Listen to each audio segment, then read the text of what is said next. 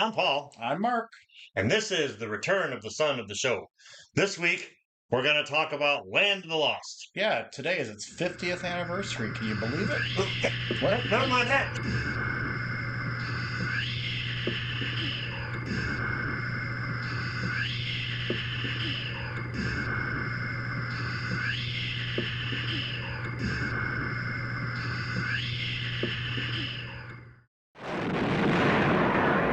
Who calls me from out of the pit?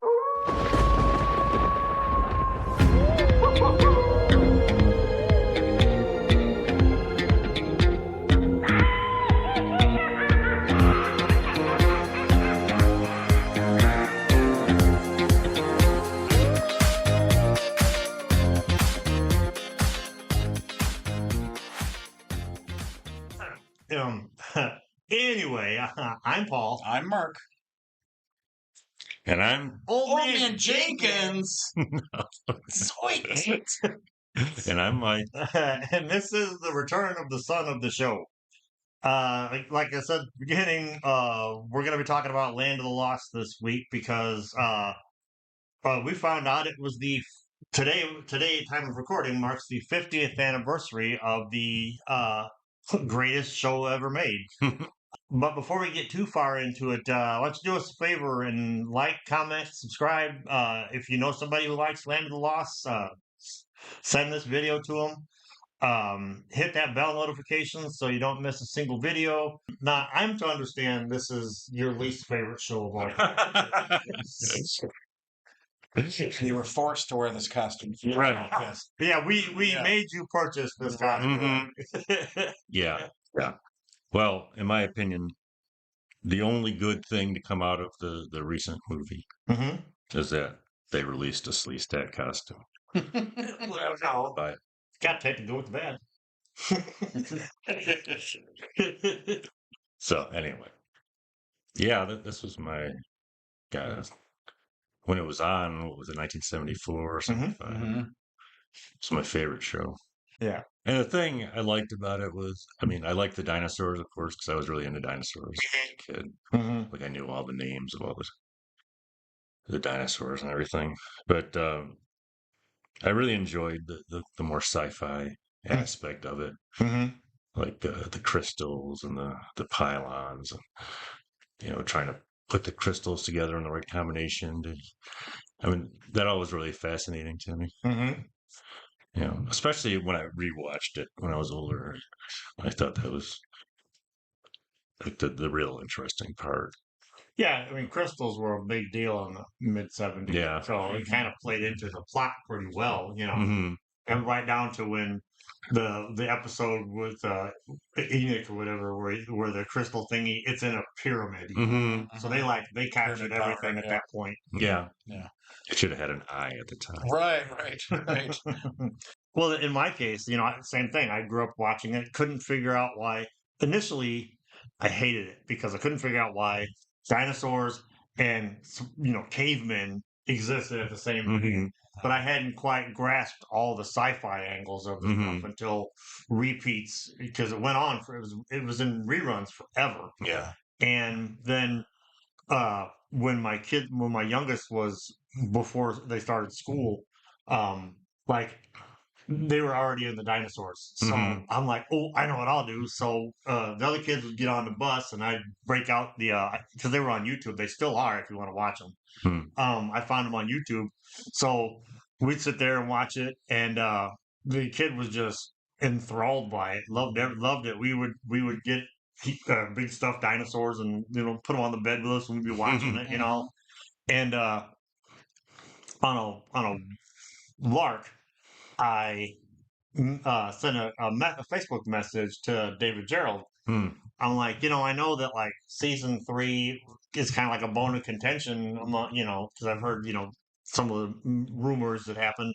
So, but I just want you to know that my youngest, like almost 50 years later, is eating this show up the way we did when it first aired. And he thought that was the coolest thing. He wrote me back. He's like, he didn't really, he doesn't really have a bad memory about doing the show, but he was just thrilled that, to hear from somebody saying, yeah, this new generation is still watching.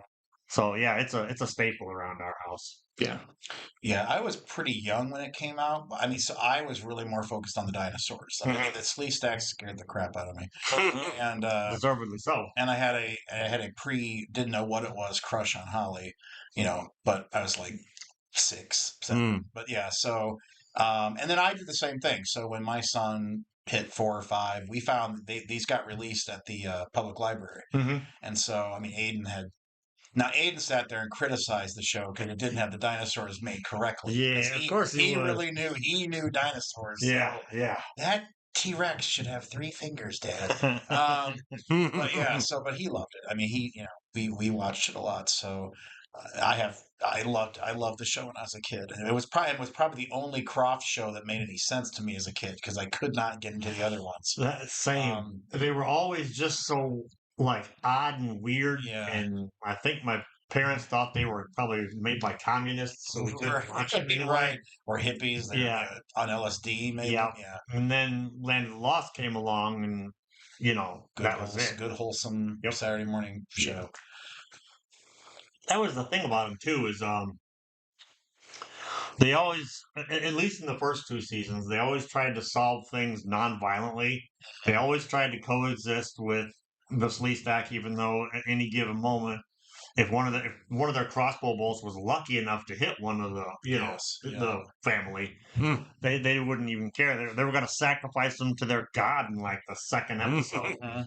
And the emphasis too was on family and dealing with things the way a family would. And they really, having come from a large family, they got the dynamic down. Oh yeah. Especially only being, what is it? They were given 2.5 days to film an entire episode. Correct. Right. So they got the beats, they got the family dynamic down.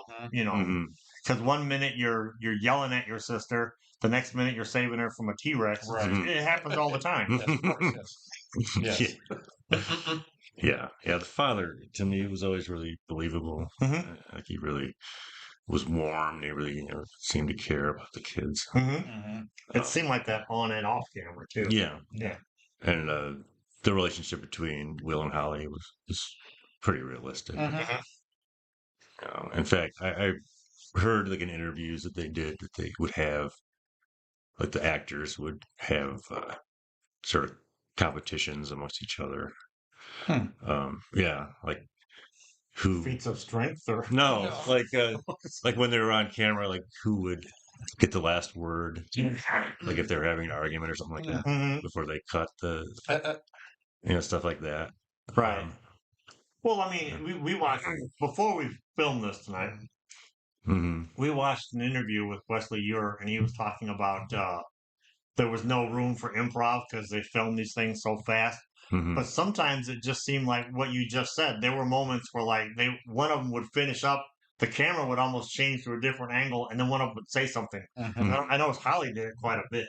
Yeah. It just was like off the cuff comment or something that Right. she would make. Yeah. I'm shocked about the 2.5 days because for 74, I mean, and Saturday morning budget, I mean, they did the best they could. Yeah.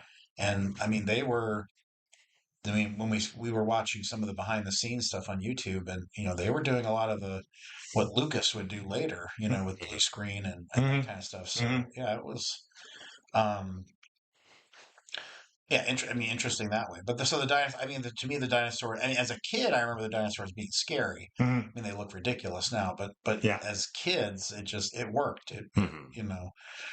I wasn't looking. I don't know if maybe 70s kids we weren't as savvy as kids are today. So I'm not looking for a throat, in Grumpy, even though his mouth opens like a puppet. No articulation. Yeah.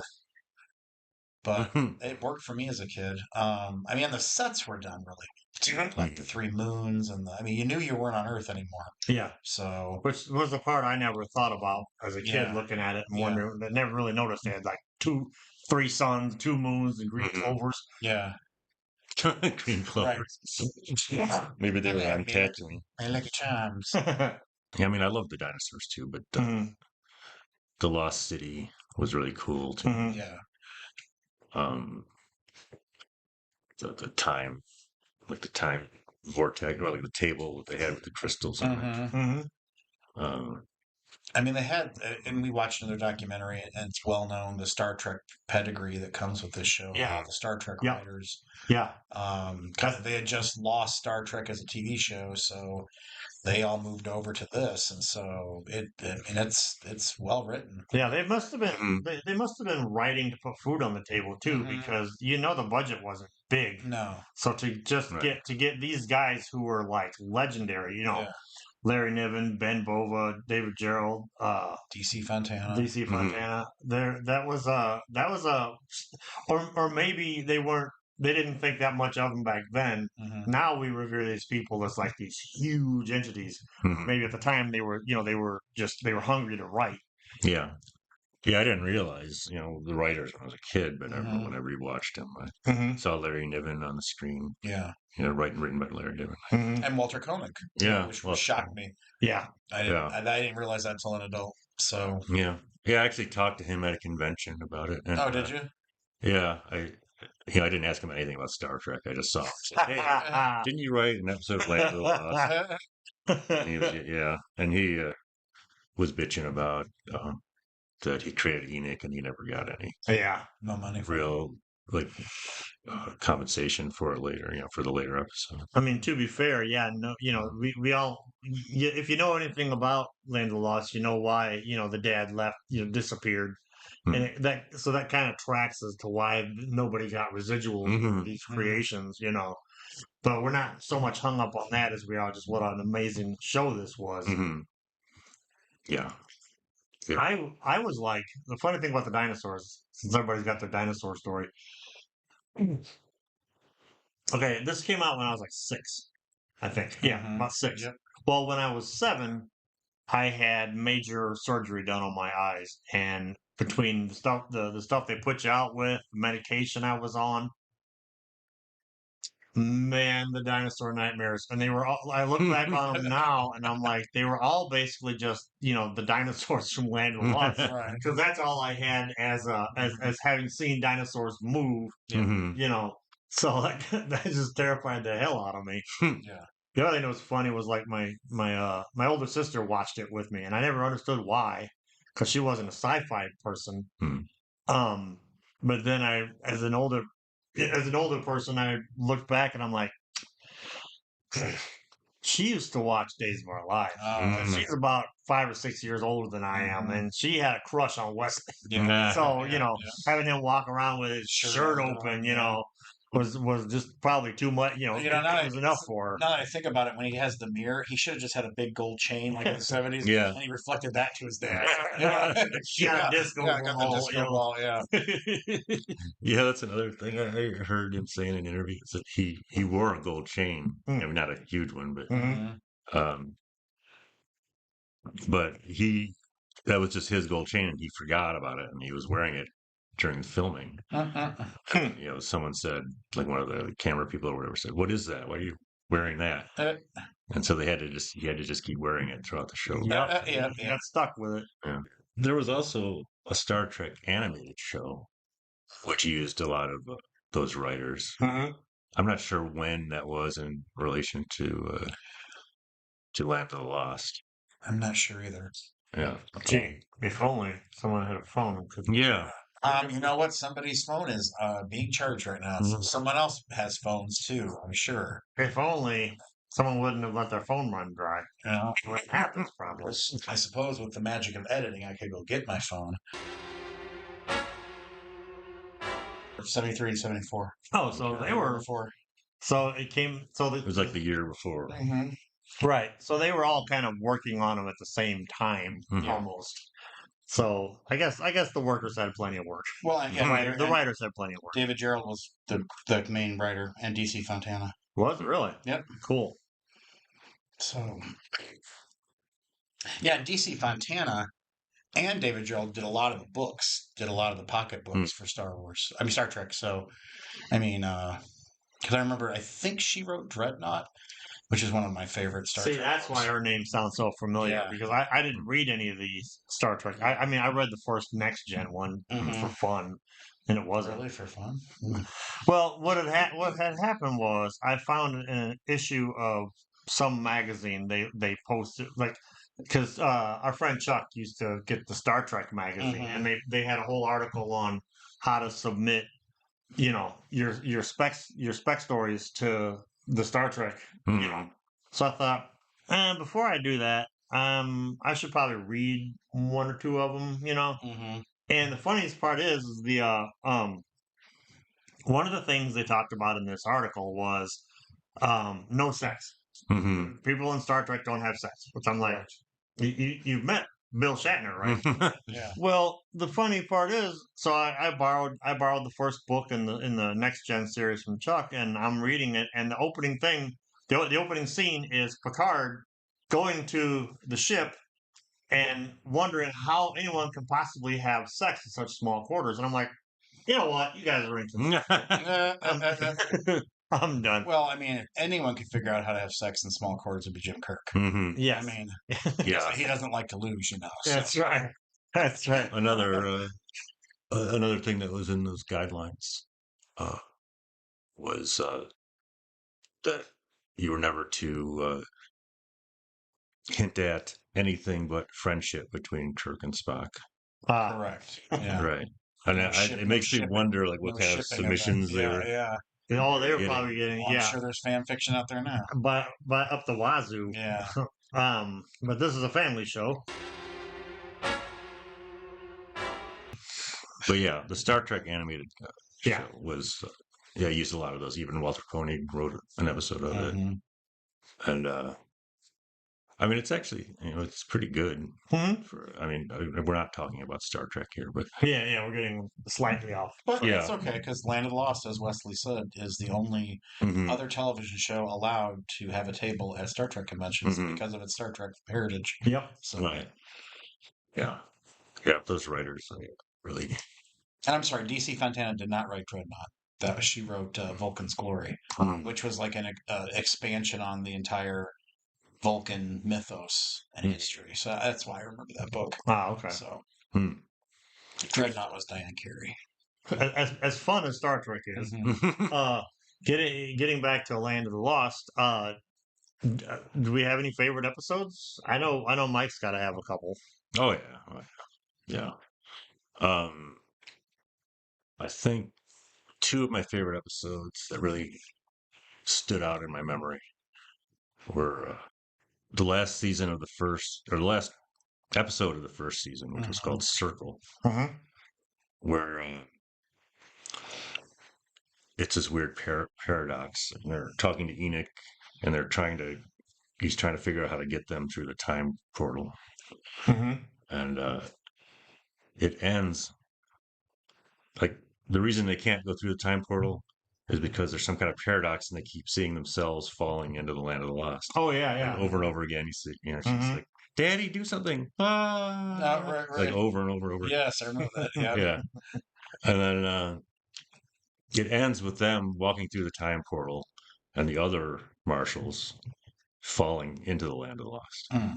So it like kind of ends the story, but it continues because they're still there. You're right. The new ones are still there. Did they do that because they thought there was only going to be one season, maybe, or they weren't sure? Probably because they weren't sure. Yeah. But as we found out, it was hugely insanely popular. It became the network's #1 show. A silly, quote unquote, a silly kids show on Saturday mornings became that network's #1 show. Because even for its time, the special effects aren't even close to great. But the writing, the subject matter, the way things were handled, the way like I still say that one of the things you can't do to kids is you can't talk down to them, and you can't write down to them because they're smarter than we think. And so we know when we're being as kid. Well, we knew. You know when you're a kid when you're being talked down to, right? Because you tend to question it. And so these stories were not. They were not lowered for kids. Maybe season 3 a little bit, but because fire breathing dinosaurs all of a sudden. But maybe that was a mutant from a different time. Who knows? I know that's our friend Glenn's the most mind-boggling episode as a kid was why that dinosaur suddenly could breathe fire. Mhm. So And there was a two-headed. Yeah, that was the third season where they lost all the good writers, Mhm. and they lost um what's his name again? The Spencer Milligan, yeah. right? I guess the dude in the beginning of season 3, that first episode, Mhm. the guy you see falling through the time portal was some lighting guy who happened to be Spencer Milligan's size. So they put that's why his hair looks. I mean, Yeah. Milligan's hair was something to see. But this was like obviously not Right. his hair. So yeah, that's kind of they really clearly the Mike Brady perm doesn't work well in a pocket universe. Right. Where pocket universe, a jungle doesn't do well for a perm. humidity. Yeah, the humidity. Yeah, doesn't help. Wrecks it. I got. So they replaced him with the guy from Planet of the Apes, the Yeah. Planet of the Apes show. Yeah. The Starsky and Hutch guy. Right. Yeah, which is So I like. I mean, he's Yeah. a good actor. yeah. Mm-hmm. But the episodes just weren't the quality that they were. No. I got one of my absolute favorite episodes is the episode 2. I think it is with Dopey, or is that 3? Just the idea of the whole episode is basically like because I had 2 sisters, so I can kind of relate to this. But like, my little sister would bring a stray animal home, Mhm. and my parents would be like, "You can't keep that," you know. And it would be a battle of wills for a while. And look, I taught her how to do a trick. We don't. It could be somebody else's dog, you know. And 9 times out of 10, my sister ended up keeping the animal Mhm. because she just wore down my parents. But that's basically what this episode is. They got the baby brontosaurus, and Mhm. you know, look, we can keep him. Look, I can teach him tricks. And it's like, no, he's got to go back into the wild. Yes. And then, of course, like right after that, like everything gets super serious, and the stakes on these episodes goes way up. Like the second episode is just like a girl and her dog. Mhm. You know, I love that. I think my favorite is the one that sticks out in my memory is the family teaching Chaka and his relatives to pull out the carrots. Oh. That is like I'm rewatching it, just bam, the big childhood memory just hit. Yeah. I'm like, oh my, that's I remember that, thinking that was so cool when I was little, that the carrots were that big. And the one where Holly meets her future self. Yeah. And there's an episode where isn't she like dangling below the Land of the Lost? Yeah. Yeah, that was kind of because I dug the underground, like in the '67 Spider-Man cartoon where New York gets raised up and Spidey's underground, or where he goes the to Ralph center. Bakshi era. Yeah, the Ralph Bakshi where he goes to the center of the earth. So I love all that stuff. So Also known as reusing stuff they already had. that's fine. There's nothing wrong with that. That's a whole That show, that's some of the best stuff in that Spider-Man series. Yeah. Is just the whack Ralph Bakshi episodes. Yeah. Oh yeah, those are my favorite episodes by far. Yeah. Ralph Bakshi episodes. So no, I think that season 1 stands out the most for me.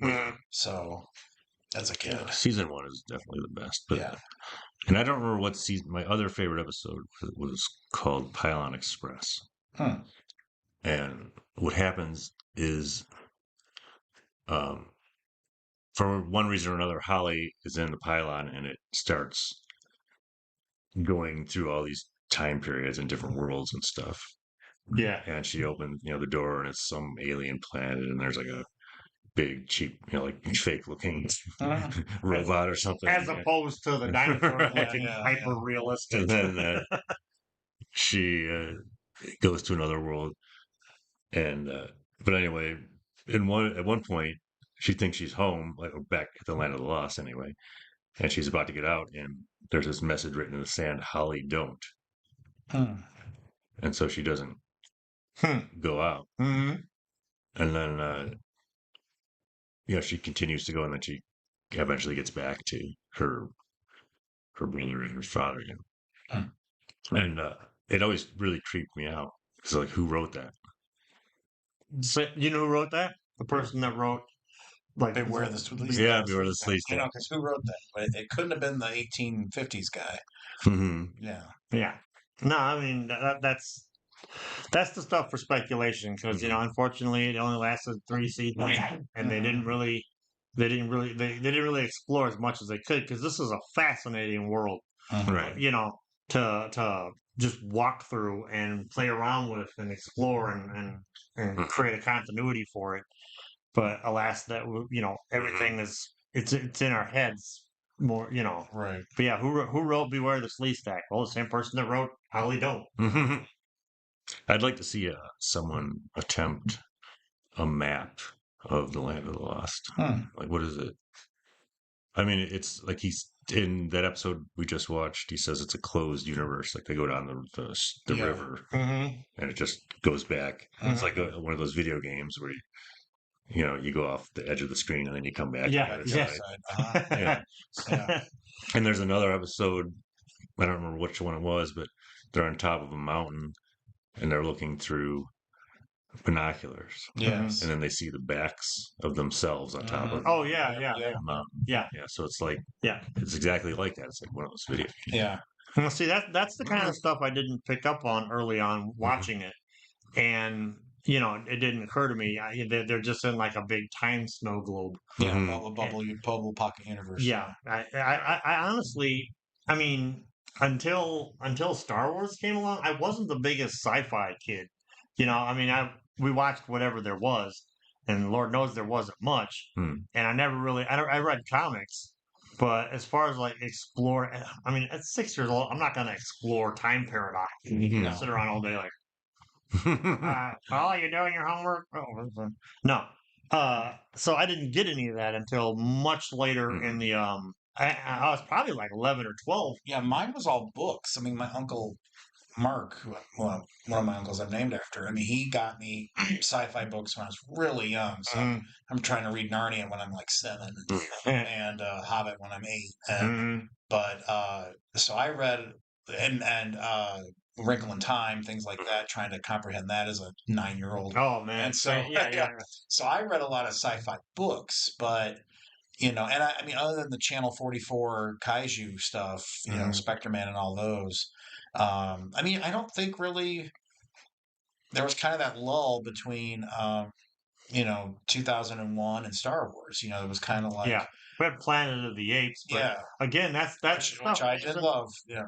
but the movies weren't really on television. No, that's back in the So day when you only got to see it once, or on the ABC Sunday Night Movie. yeah, I probably saw a cartoon before I saw the movies. Yeah. Yeah, I saw the cartoon and the TV show, and I had all the toys for Planet of the Apes. So And then I think it was Channel 9 out of Chicago would do like I think it was 9 or 7 would do like the 3 o'clock movie. yeah. And like 1 week would be like all the Planet of the Apes movies. Right. And that was all around the time I was 10, 11, 12 years old that I remember. But you figure, like, for us, for our memories, this was top of the line special effects because nobody really cared about special effects as much till Star Wars hit. I mean, then True, that you is had true. then you had to have good special effects. Yep. Right. Then you looked at it with a more critical eye. Back then, we were just wowed. Yeah. I wouldn't have even known what a blue screen was. Right. Watching Right. the show. So. Just remember looking at the screens and seeing like some weird color displacements and things, and how'd they do that? Yeah. How does this work? This doesn't quite look right. And well, like they said about Land of the Lost, was it the dinosaurs were all filmed on film? Yeah. These guys, they were videotaped, so it kind of the marriage wasn't quite as good as it could have been, but it's cheaper to film on video, so that's what you got. Right. And again, high def TV destroys our childhood so much. Yeah. But we can watch it with I watch it with the same eyes I watched it when I was a kid. So I don't care. And like we said last time during when we were talking about Buck Rogers, was it Buck Rogers or we were like, we watch guys in rubber suits smash fake buildings. We don't care about special effects. We didn't. And we didn't really get an education in special effects till they did all those Making of Star Wars movies. That's true. Documentaries. I mean, we really didn't know. Yeah. I mean, you knew about Ray Harryhausen, and you knew, you loved the Sinbad and the Jason and the Argonauts, but that didn't become like how they did it till they did all those Star Wars making. Yeah, like on the rare occasions I could get my hands on like an issue of like Starlog or some one of those cinema magazines that actually would tell you about how how King Kong was animated, So there wasn't a lot of that. But yeah, those specials that came on TV was talking about how they did the special effects and the sound effects and everything Yeah. for Star Wars. That became like the standard. Yeah, I remember kids on the bus arguing about how they did this and that in Star Wars, Mhm. and it was like that back then. It was like a magic show where, I mean, you looked at the special effects and you're like, wow, how'd they do that? Mhm. Nowadays, it's not like that. You just say, oh, it was just CG. Yeah, Right. 100 people put it together on computers. Yeah. Although I was wowed by the Mandalorian when they went back to actual effects. Yeah. Mhm. So his scene chasing the Jawa sandcrawler Mhm. like that. Now we're back to classic special Mhm. effects. That was pretty cool. So, Yeah. The Indiana Jones part. Yeah. Mandalorian. Yeah. But yeah, you're right. We're not wowed anymore. Yeah, it's hard to be wowed. And I'm not knocking CGI. CGI the same way. If it's bad, I don't care because I know it's not real. Yeah. You know, I know these spaceships aren't actually flying around in Mhm. space. I know these aren't real dinosaurs. Well, I remember as a kid, because you didn't know, I mm, remember going to see Return of the Jedi, and when they show the Death Star, the second Death Star, in my head, I thought it was the used up, blown up model from the first one. Oh, And so I I thought they were rebuilding the first one. Oh. It came on the screen because it looked damaged, mhm. not being built. So at first I was really confused when I saw Return of the Jedi because I thought, is that just the blown up, what was left of the blown up Death Star? And so Yeah, they're refurbishing it. they're refurbishing it. Yes. They got it cheap, refurbished. It. Bob Vila was there. This old Death Star. This old, hey, no, we're gonna router apart that vent. Yeah, do something about that vent this Think time, about though. that vent. Norm's gonna build a nice Yankee drawer over it. This old Death Star. Anyway, Land of the Lost. I think our goal, we missed them. Kathy Coleman and Wesley Ury are constantly, Yeah, clearly still all friends. Apparently, they're Mhm. also and I know Chaka comes sometimes too. So I'd like to go to meet them just because they Yeah. seem like a fun group of yeah, people. yeah. And they don't take themselves too seriously, but they're hugely popular on the circuit. So Yeah. I'd like to go see them. Yeah, I'd like to meet. Yeah. Yeah. I wanted to meet Isis, but she was never at conventions. No. I think she was at one that I was at. Really? It may have been Wizard World though. One of the times I A did long it. time ago, Yeah, yeah. a long time ago. Yeah. But at that time, I was not quite into meeting celebrities, so I didn't really pay much attention to it. But yeah, I'm pretty sure I saw her at one. Hmm. But again, it was a long time ago when I first started doing comics. I don't remember ever seeing her. I mean, they had a lot of good. When we used to do Motor City, they had tons of actors. They had Buck Rogers and who was that actress who embarrassed the shit out of me? She dropped something she was carrying in a folder, and I picked it up, and she was just it was Sybil Danning. It was Sybil Danning, and she just like gushed at me like, "Oh, thank you so much," and my face turned bright red. She's like, "Oh, thank you so much. By the way, my eyes are up here, buddy." Yeah. Yeah. But anyway, yeah, that was always a fun convention to do. Yeah. Motor City was great. I mean, it would be interesting if they could. I mean, are the Crofts even alive yet? I think they are. One of them I is think one of them is still alive. Yeah. It'd be interesting to get a bunch of current sci-fi writers to get together and do a proper Land of the Lost TV show. Do a HBO Max version of Land of the Lost. Yeah. Yeah, I'd love to see like a made for cable, series. They could do that one year, and then they could do a Green Hornet to wash away the Right. comedy Green Hornet movie. Right. Now, and that could wash away the Land of the Lost for you. see, Mike and I disagree on the Land of the Lost movie, and that's not what this episode's about. But we both agree what a steaming pile the Green Hornet movie was. That was horrible. So yeah, maybe that might be nice to see a more a better anything but that. I mean, I did enjoy the Land of the Lost movie as well, but I'm a Will Ferrell fan, so Yeah.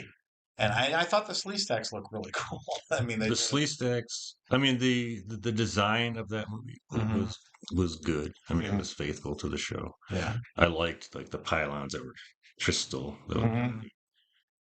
but the comedy, forget it. God, it was so stupid. All right, well, we're not going to talk anymore about the Will Ferrell Land of the Lost vehicle. That's not what this show is about.